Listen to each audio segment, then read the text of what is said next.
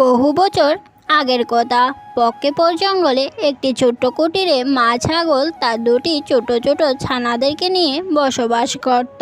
মা ছাগল তার ছোট ছানাদের নিয়ে সবসময় ভীষণ চিন্তা করত। শোনো সোনারা, আমি শুনেছি এই জঙ্গলে নাকি ভয়ঙ্কর এক বাঘ এসেছে। সে নাকি ছোট ছোট বাচ্চাদের ধরে খেয়ে ফেলে। আমি খাবার খুঁজতে বাইরে যাচ্ছি।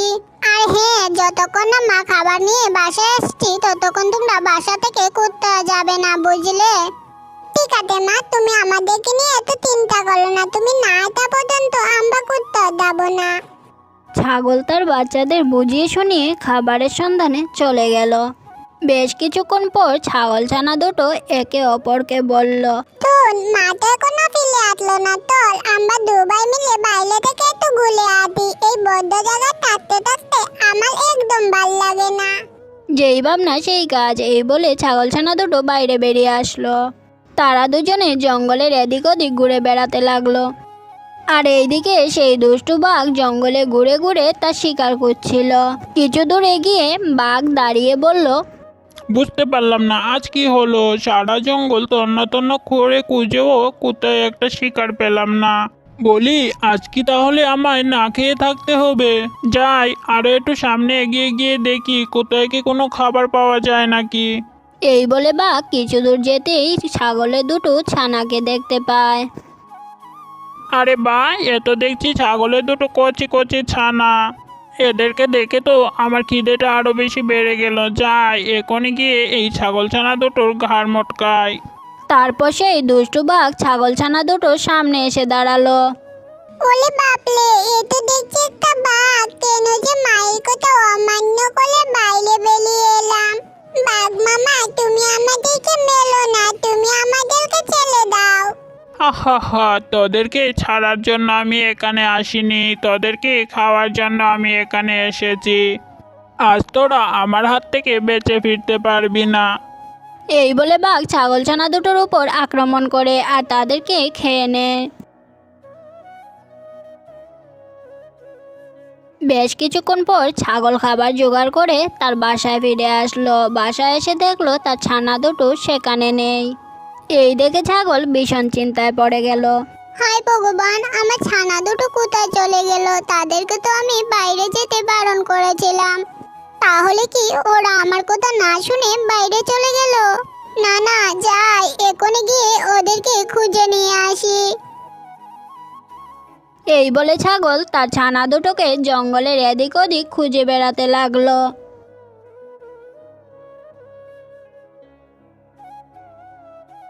কিছু দূর যাওয়ার পর মা ছাগল দেখতে পেল হায় ভগবান, এটা আমার কি হলো?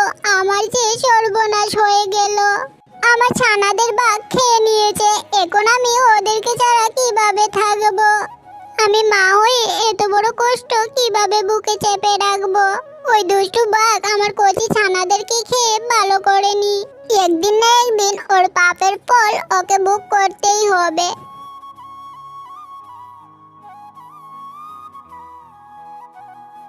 এইভাবেই বেশ কিছুদিন কেটে যায়। ছাগল তার ছানাদের চিন্তায় খাওয়া দাওয়া ছেড়ে দিয়েছিল। আমার ছানারা যে আর বেঁচে নেই, ওদের ছাড়া আমার কিছুই ভালো লাগছে না। ওদিকে কিছুদিন না খাওয়াতে আমার শরীরটা দুর্বল হয়ে গেছে। যাই আজ বাইরে থেকে গিয়ে কিছু খাবার খেয়ে আসি। এই বলে মা ছাগল খাবারের সন্ধানে বেরিয়ে পড়ল।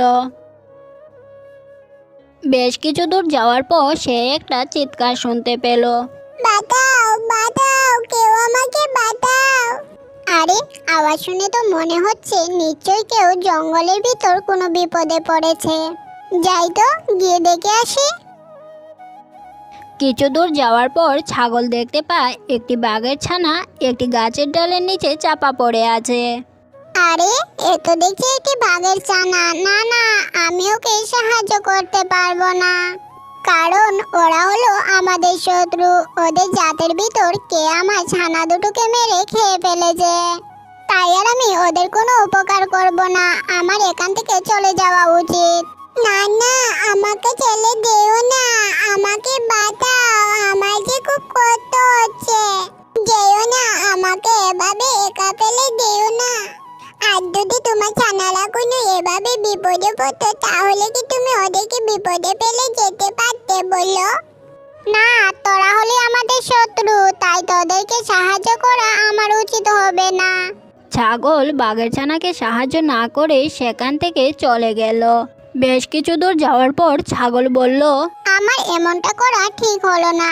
না, আমার মনে হয় আমি কাজটা ঠিক করিনি।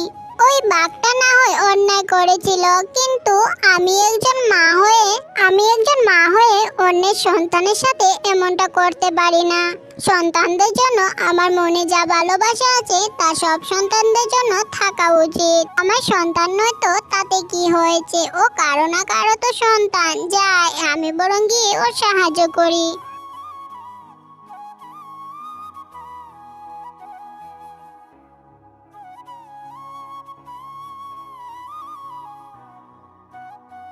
এরপর ছাগল বাঘের ছানাটিকে সেখান থেকে বাঁচিয়ে তার বাসায় নিয়ে আসলো। শোন ছানা, আজ থেকে তুই আমার কাছে থাকবি, আর আজ থেকে আমি তোর মা। এখন থেকে আমি তোর দেখাশোনা করব। এরপর থেকে বাঘের ছানার দায়িত্বটা ছাগল নিজেই নিয়ে নিল। তারপর থেকে ছাগল যেখানেই যেত তার পিছন পিছন বাঘের ছানাটিও সেখানেই যেত। এইভাবেই বেশ কিছুদিন কেটে গেল আর বাঘের ছানাটিও বেশ বড় হয়ে গেল। একদিন সেই দুষ্টু বাঘের নজর ছাগলের উপর পড়ল। আরে, এই তো একটা তরতাজা ছাগল দেখতে পাচ্ছি। যেভাবে হোক আজ এই বেটাকে খেতেই হবে। কিন্তু এ কি, ছাগলের সাথে বাঘ কি করছে? ওই বাঘের কারণে তো আমি ছাগলটাকে খেতে পারবো না। এর জন্য আমাকে একটা উপায় বের করতে হবে। যতক্ষণ পর্যন্ত না এই ছাগলকে বাঘ থেকে আলাদা করতে পারছি ততক্ষণ পর্যন্ত এই ছাগলটাকে আমি খেতে পারবো না। এখন এই ছাগলটাকে খেতে গেলে বাঘ আমাকে বাধা দেবে, তাই যে করেই হোক এদের দুজনকে আলাদা করতেই হবে। একদিন সুযোগ বুঝে দুষ্টু বাঘ ছাগলের কাছে গেল। বদমাশ বাঘ, তুই এখানে কেন এসেছিস? তুই আমাকে খেতে চাস, তাই না? পারবি না আমায় খেতে, কারণ আমার বাঘ সন্তান আশেপাশেই আছে। আমি যদি এখন চিৎকার করি তাহলে তুই আর এখান থেকে বেঁচে ফিরতে পারবি না। আরে না না, তুমি আমাকে ভুল বুঝছো। আমি এখানে তোমার কোনো ক্ষতি করতে আসিনি, বরং আমি তোমাকে একটা কথা বলতে এসেছি।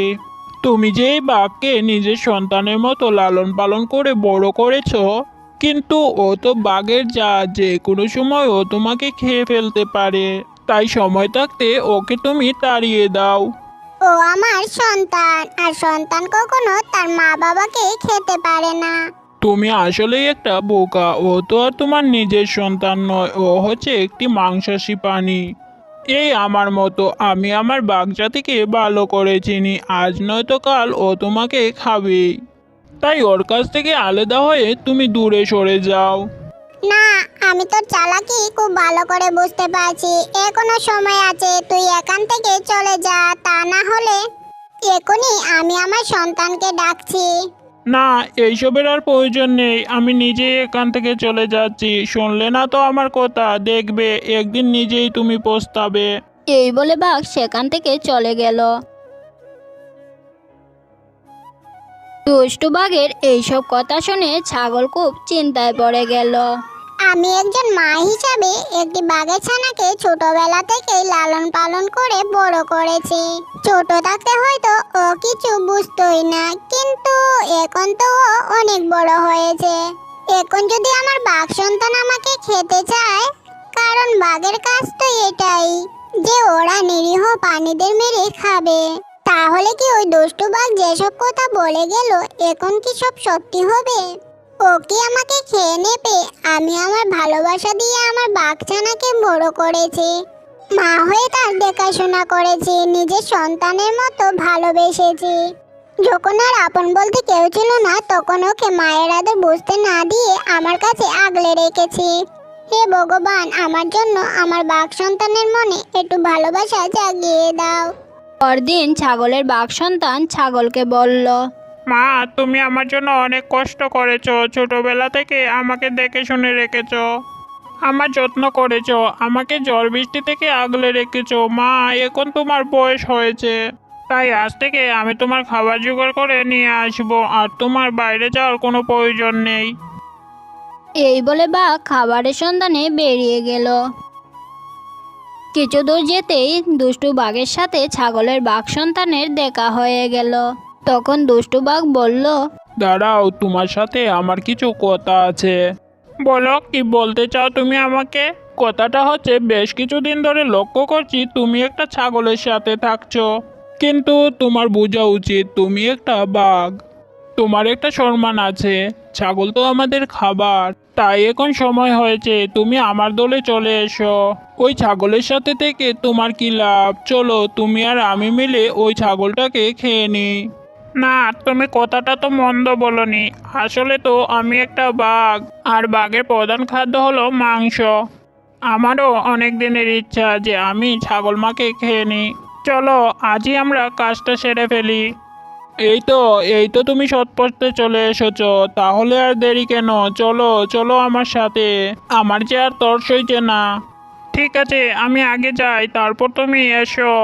এই বলে ছাগলের বাঘচানা বাসায় চলে আসে, আর কিছুক্ষণ পর দুষ্টু বাঘটি সেখানে চলে আসে। আহ, আমি এসে গেছি বন্ধু, চলো আর দেরি কিসের? এখনই আমরা এই ছাগলটাকে খেয়ে ফেলি। থাম, তুই কি করে ভাবলি যে আমি আমার মাকে মেরে খাবো? আরে ও তো তোর আপন মা নয়, তুই তো বললি আমাকে এখানে আসার জন্য আর ওকে মেরে খাওয়ার জন্য। হঠাৎ তোর কি হলো? তুই তোর মত পাল্টালি কেন? যে মা আমাকে ছোটবেলা থেকে লালন পালন করে বড় করেছে, আমাকে মৃত্যুর হাত থেকে বাঁচিয়ে এনেছে, তার আমি কোনো ক্ষতি হতে দেব না। সে আমাকে জন্ম না দিলেও কি হয়েছে, আমি তাকে নিজের মায়ের মতোই ভালোবাসি। যেহেতু তোর নজর আমার মায়ের উপর পড়েছে, তুই মাকে আজ নয়তো কাল কোনো ক্ষতি করতেই পারিস। এর জন্যই আজ হবে তো শেষ দিন।